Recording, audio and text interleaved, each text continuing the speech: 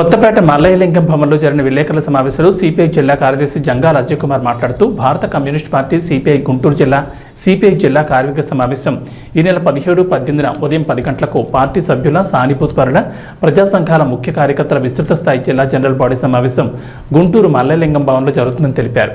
ఈ సమావేశాలకు సిపిఐ రాష్ట్ర కార్యదర్శి కె రామకృష్ణ, సహాయ కార్యదర్శి ముప్పాళ్ల నాగేశ్వరరావు, జాతీయ కార్యవర్గ సభ్యురాలు అక్కినేని వనజ పాల్గొంటారని, ఈ సమావేశంలో ముఖ్యంగా అంతర్జాతీయ, జాతీయ, రాష్ట్ర రాజకీయ పరిస్థితులను సిపిఐ వైఖరిని వెల్లడిస్తారని అన్నారు.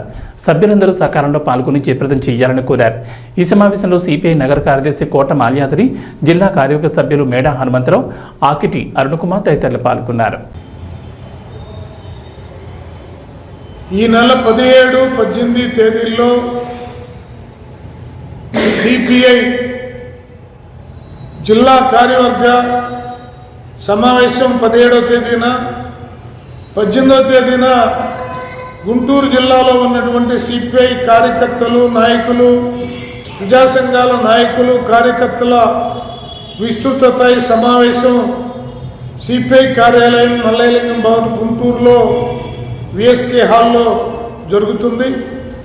ఈ సమావేశాలకి సిపిఐ రాష్ట్ర కార్యదర్శి రామకృష్ణ గారు, సహాయ కార్యదర్శి ముప్పాళ్ల నాగేశ్వరరావు గారు, అలాగే సిపిఐ కేంద్ర కార్యవర్గ సభ్యురాలు కామ్రేడ్ అక్కినేని వనజ గారు హాజరవుతూ ఉన్నారు.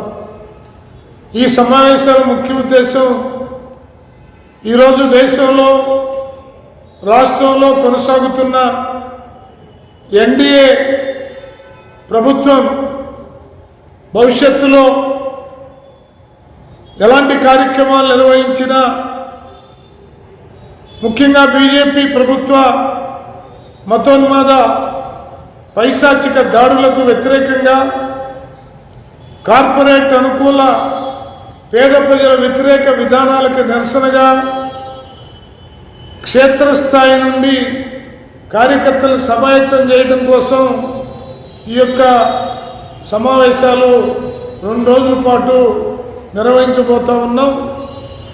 ఈ సమావేశాల్లో